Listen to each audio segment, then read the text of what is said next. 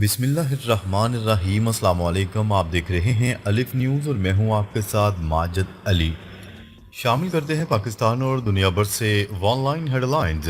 روس کا یوکرین پر تباہ کن حملہ، درجنوں شہر ملبے کا ڈھیر۔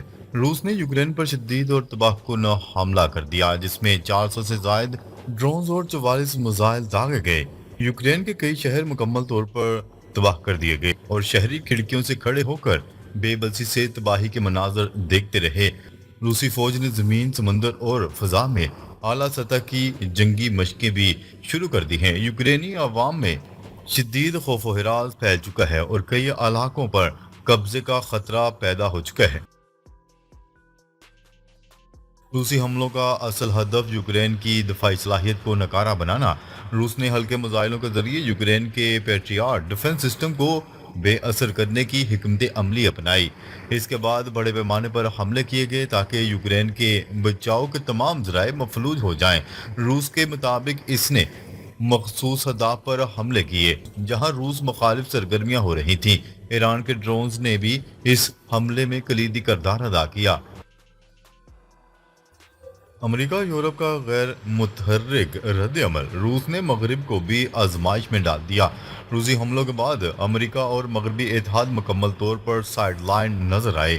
روسی حکمت عملی کا مقصد نہ صرف یوکرین پر حملہ کرنا بلکہ مغرب کے رد عمل کا اندازہ لگانا بھی تھا۔ ڈونلڈ ٹرمپ سے روسی صدر ولادیمیر پوٹن کی ممکنہ بات چیت نے امریکہ کی خاموشی میں بڑا کردار ادا کیا۔ روس اب یوکرین کی توانائی لائنز اور انفراسٹرکچر کو نشانہ بنانے کی بھی تیاری کر رہا ہے۔ مشرق وسطیٰ بھی کشیدگی کا شکار، اسرائیل کا لبنان پر حملہ، ایران کو الجھانے کی کوشش۔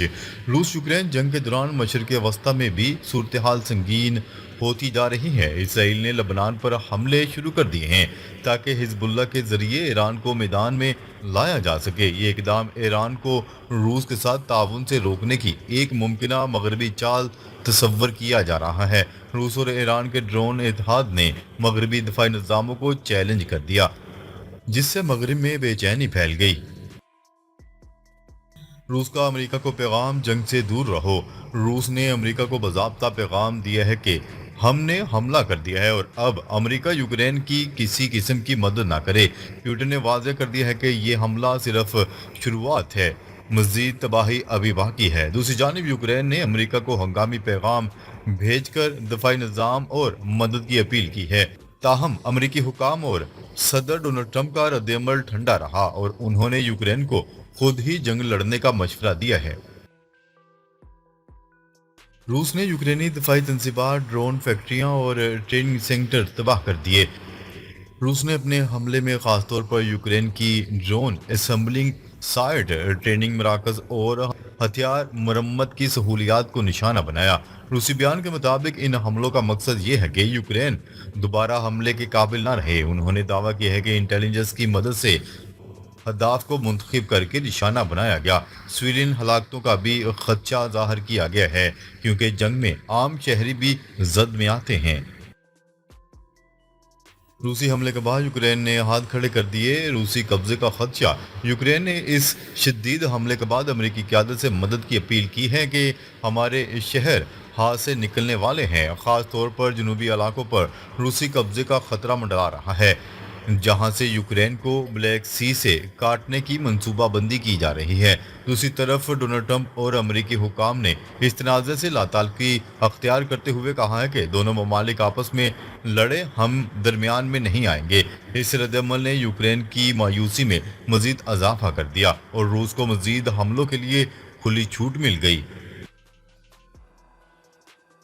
ایلون مسک نے امریکہ میں نئی سیاسی پارٹی پر رائے مانگ لی، نتائج کیا رہے؟ امریکی صدر ڈونلڈ ٹرمپ کے سابق حلیف اور موجودہ حریف ایلون مسک نے امریکہ میں نئی سیاسی پارٹی بنانے سے متعلق رائے طلب کر لی۔ امریکی صدر ڈونلڈ ٹرمپ اور ان کے قریبی ساتھی قرار دیے جانے والے بزنس ٹائکون ایلون مسک ہم نوالا اور ہم پیالہ سمجھے جاتے تھے، تاہم یہ دوستی اب دشمنی میں بدل گئی ہے، جس کے بعد ایلون مسک نے امریکہ کا سیاسی نظام بدلنے کی ٹھان لی۔ अमेरिका में सदियों से दो जमाती जमहूरी निज़ाम राइज है। इनमें एक रिपब्लिकन और दूसरी डेमोक्रेटिक। डोनाल्ड ट्रंप रिपब्लिकन की नुमाइंदगी करते हैं। एलन मस्क ने गुज़िश्ता दिनों डोनाल्ड ट्रंप इंतजामिया से अलहदगी अख्तियार कर ली थी और अमरीकी सदर पर संगीन इल्जामात आयद करते हुए इनके मुआवजे का मुतालबा कर दिया। मोदी को बिलाखिर G7 इजलास का दावतनामा मिल गया। भारतीय वज़ीर-ए-आज़म नरेंद्र मोदी को बिलाखिर कनाडा में होने वाले G7 सरबराही इजलास का दावतनामा मिल गया। इंतजार में बैठे मोदी को खुद ही ऐलान करना पड़ गया। इससे पहले दावतनामा ना आने पर भारत को आलमी सतह पर सबकी का सामना था। दावत न मिलने को भारत के लिए सफारती धचका करार दिया जा रहा था। भारत को दावतनामा इजलास से सिर्फ 9 रोज पहले दिया गया। G7 इजलास 15 जून को कनाडा के सूबे अल्बर्टा में होना है। गजा में आज भी 34 फलस्तीनी शहरियों ने इस ईद को मुश्किल तरीन ईद करार दे दिया। 600 से ज्यादा दिनों से इसराइली मुजालिम का निशाना बनने वाले गजा के लोगों ने दुख, तबाही और महरूमी की फिजा में ईद उल अजहा मनाई। शहरियों ने इस ईद को जिंदगी की सबसे मुश्किल ईद करार दे दिया।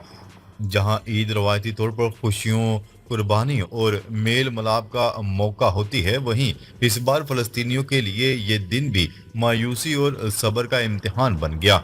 गजा के रहाशी इब्राहिम अहमद ने अल जजीरा से गुफ्तगू करते हुए कहा कि ये हमारी जिंदगी की सबसे मुश्किल ईद है। लोग शदीद माशी और इंसानी बहरान का सामना कर रहे हैं। चीन की पाकिस्तान को 5th जनरेशन J-35 स्टेल्थ तैयारे और HQ-19 डिफेंस सिस्टम देने की पेशकश। हुकूमत पाकिस्तान के ऑफिशियल अकाउंट से वज़ीर-ए-आज़म शहबाज शरीफ के दौरे हुकूमत में हासिल की जाने वाली सफारती कामयाबियाँ जारी की गईं। हुकूमत के मुताबिक शहबाज शरीफ की ज़र सदारत पाकिस्तान ने कई अजीम सफारती कामयाबियाँ हासिल की, जिनमें चीन की जानिब से 40 5th जनरेशन J-35 स्टेल्थ तैयारे KJ-500 अवाक्स और HQ-19 डिफेंस सिस्टम की पेशकश शामिल है। मजीद कहा गया है कि चीन से 3.7 अरब डॉलर कर्ज की मौखर अदायगियां भी शामिल हैं, जबकि हवावे के ताउन से 1 लाख पाकिस्तानियों को AI और IT में तरबियत दी जाएगी। डोनाल्ड ट्रंप इंतजामिया की नई सफारती पाबंदियों ने फीफा वर्ल्ड कप शायकीन के लिए मुश्किलात खड़ी कर दी। अमेरिका की सफरी पाबंदियों का शिकार ममालिक में से ईरान वर्ल्ड कप में क्वालिफाई कर चुका है, जबकि हैटी और लीबिया दौड़ में शामिल हैं।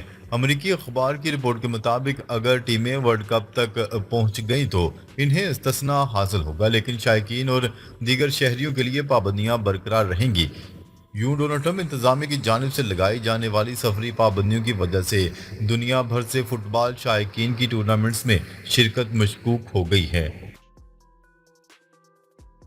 बांग्लादेशी अबूरी हुकूमत के सरबराह मोहम्मद यूनुस ने अप्रैल 2026 में इंतखाबात करवाने का ऐलान कर दिया। गैर मुल्की खबरसां इदारे की रिपोर्ट के मुताबिक बांग्लादेश की अबूरी हुकूमत के सरबराह मोहम्मद यूनुस ने कौम से खिताब में ये ऐलान किया। उनका कहना था कि बांग्लादेश में इंतखाबात अप्रैल 2026 के पहले 2 हफ्तों में किसी भी दिन होंगे। अमेरिका की ईरान पर नई पाबंदियां। अमेरिका ने ईरान पर नई पाबंदियां आयद कर दी हैं। अमेरिकी महकमे खारजा की वेबसाइट पर पाबंदियों से मुतल्लिक तफसीलात जारी कर दी गई। नई अमेरिकी पाबंदियों में ईरान की 10 शख्सियात और 27 अदारों को निशाना बनाया गया। वाशिंगटन से खबरसां इदारे की रिपोर्ट के मुताबिक ईरान पर नई पाबंदियां इस वक्त सामने आई हैं जब डोनाल्ड ट्रंप ईरान से जोहरी मुज़ाकरात के लिए कोशिशें कर रहे हैं। जंग होती तो तजारती मुआहदे ख़त्म कर देता, जोहरी तसादम मेरी मुदाखलत से रुका डोनाल्ड ट्रंप। व्हाइट हाउस में जर्मन चांसलर से मुलाकात के दौरान मीडिया से गुफ्तगू करते हुए एक बार फिर डोनाल्ड ट्रंप ने कहा कि दोनों ममालिक को वाज़िया तौर पर खबरदार कर दिया गया था कि अगर जंग होती है तो अमेरिका दोनों से तजारती मुआहदा ख़त्म कर देगा। उन्होंने कहा कि पाकिस्तान और भारत को जंगबंदी और कशीदगी में कमी के लिए सख्त पैगाम दिया गया था, जिसके बाद दोनों ममालिक ने महाज अराई से गुरेज किया। डोनाल्ड ट्रंप और एलन मस्क की दोस्ती दुश्मनी में बदल गई, ताल्लुकात ख़त्म। अमेरिकी सदर डोनाल्ड ट्रंप और दुनिया के अमीर तरीन शख्स एलन मस्क की दोस्ती ख़त्म होते ही एक दूसरे पर शदीद इल्ज़ामात की बौछार कर दी गई। एलन मस्क ने इल्ज़ाम आयद करते हुए कहा है कि सदर डोनाल्ड ट्रंप का नाम जिनसी स्कैंडल में बदनाम ایپسٹین کی فائلوں میں موجود ہے۔ جیفری ایپسٹین کمسینوں کے ساتھ جنسی زیادتی کے کئی واقعات میں ملوث قرار دیا گیا تھا اور 2019 میں وہ پراسرار طور پر جیل میں مردہ پایا گیا۔ ایلون مسک کا کہنا تھا کہ ایپسٹین کی فائل میں ڈونلڈ ٹرمپ کا نام ہونے کی وجہ سے یہ دستاویزات سامنے نہیں لائی جا رہی ہیں۔ صدر کا مواخذہ کر کے جے ڈی وینس کو امریکی صدر بنایا جانا چاہیے۔ پاکستان نے بھارتی وزیر اعظم کے الزامات کو مسترد کر دیا۔ دفتر خارجہ کے مطابق پہلگام حملے میں پاکستان پر الزامات بے بنیاد ہیں اور بھارت کا مقصد عالمی توجہ انسانی حقوق کی خلاف ورزیوں سے ہٹانا ہے۔ جموں کشمیر عالمی سطح پر تسلیم شدہ متنازعہ علاقہ ہے۔ انہوں نے کہا ہے کہ بھارتی دعوے اقوام متحدہ کی قراردادوں اور بین الاقوامی قوانین کے خلاف ہیں اور مقبوضہ کشمیر میں ترقی کے دعوے فوجی محاصرے میں دب چکے ہیں۔